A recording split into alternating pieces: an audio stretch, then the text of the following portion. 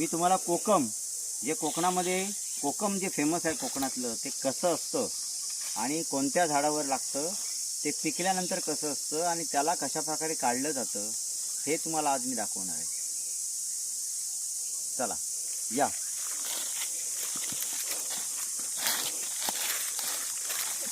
ही माझ्या हातामध्ये जे आहे याला आम्ही गिरको म्हणतो.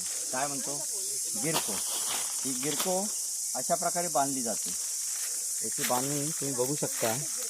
गिरको बांधलेली आहे. ही गिरको आम्ही काजू किंवा कोकम हे काढण्यासाठी वापरतो. मी तुम्हाला पहिला कच्चावाला जो कोकम असतो तो कसा असतो तो दाखवतो. नंतर पिकलेला कोकम दाखवणार आहे.